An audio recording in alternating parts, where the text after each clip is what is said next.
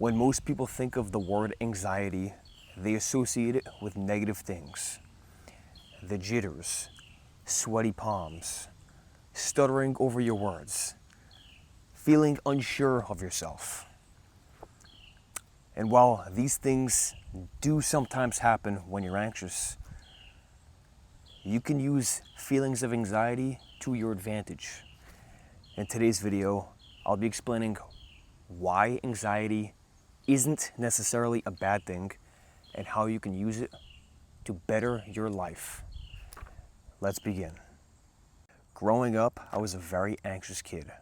I was always worrying about the opinions and perceptions other people had of me, and as a result, I stayed quiet, stayed in my shell. I didn't do things that would potentially be embarrassing for me because the fear of judgment from others was terrible.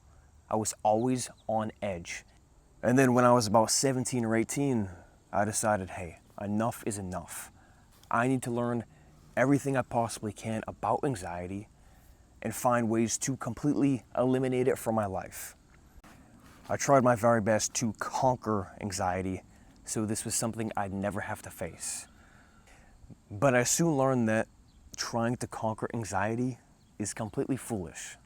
Pretending anxiety is just a glitch to be fixed, repressed, or pushed through with gritted teeth is completely stupid. The more you try to fight anxiety, the more it shows up in different ways.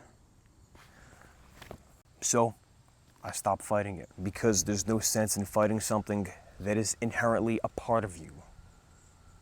In doing so, you're essentially resisting or cutting out something that makes you, you.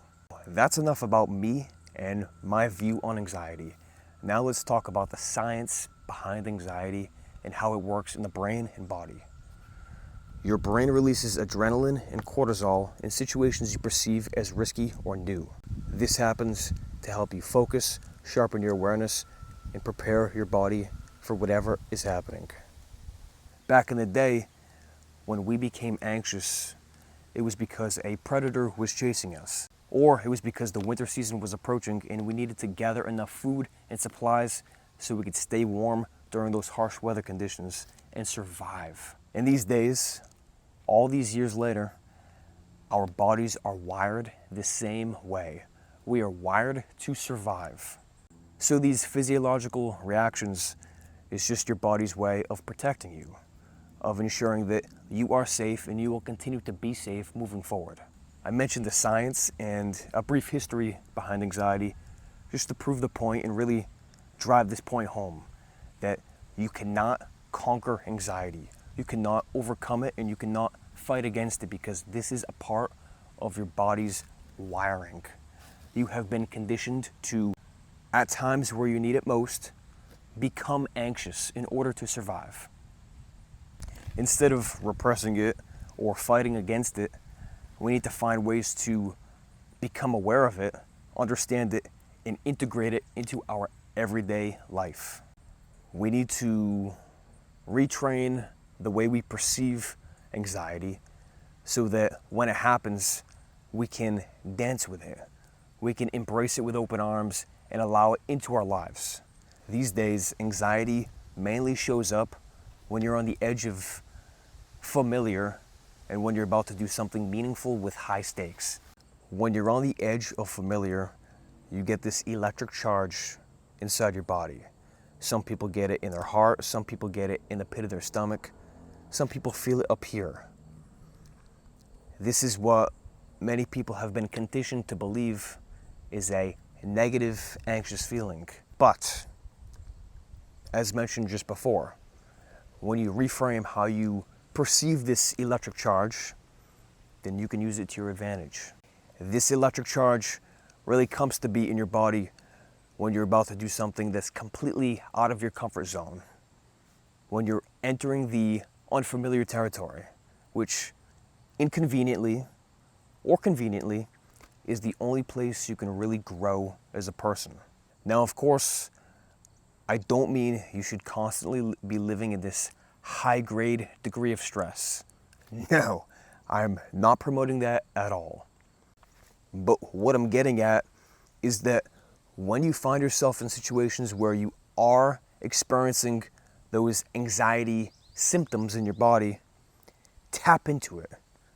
Reframe how you're using those signals, reframe how you perceive those signals, and decide, okay, instead of being terrified or worried or anxiously thinking about what's going to happen in the future, I'm going into this situation with high energy, with confidence, with alertness, so that I can perform my very best.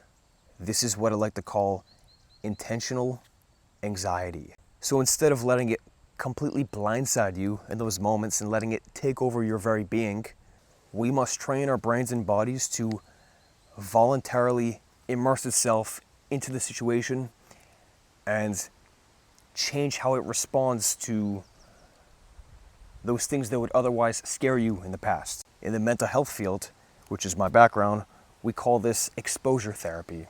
This is voluntarily putting yourself in scary situations so you become braver. You don't become less scared, but you become braver. And that's powerful. So this could be voluntarily standing up in a crowd and speaking. This could be voluntarily, as I mentioned before, talking with that beautiful stranger that you find attractive. This could be voluntarily doing some sort of creative project that is a little beyond your scope, but you feel so compelled to do it because since it makes you anxious, you know it's a good thing to be doing for your personal growth. A few other things you can do along with this are setting deadlines that make you squirm. So for example, let's say you're a freelancer or an entrepreneur who works with clients. Maybe you originally had the plan of completing their project within 4 weeks. But since you really enjoy the project and you like working for this person, you can set that deadline for yourself. Hey, I will be done in 3 weeks. The reason why this is so powerful is because, for one, you're setting a shorter deadline on something you enjoy doing, so you're more likely to do it at a high quality of work. And two, this forces you to focus more in an effective way. It forces you to eliminate distractions and spend more time doing deep work.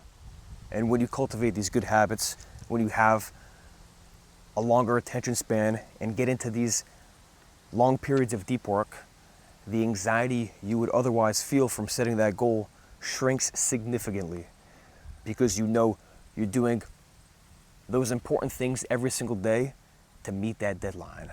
Another thing you can do is what I like to call ship before you're ready.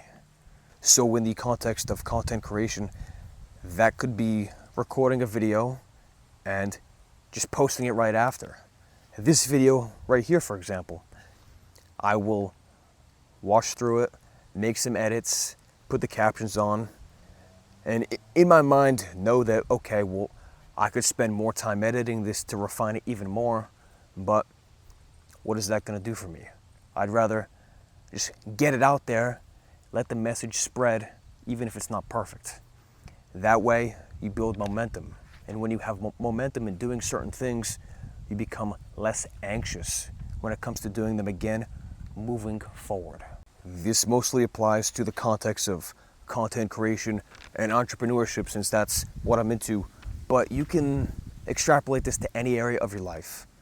The whole idea of ship before you're ready is just do it, even if you feel like there's some refinement that can be done. So for example, let's say you're in pretty good shape, you go to the gym, you're physically fit, but your buddies are these ultra marathon runners, and they invite you to go on this 15-mile run on a Saturday afternoon. Maybe you've only ever run 8 or 10 miles in a row. You've never done 15. In this context, shipping before you're ready could be you saying, you know what, screw it, I'm going for the 15-mile run. I don't feel ready. I know there's more training I could do before I do 15 miles, but whatever, I'm here, let's move onward.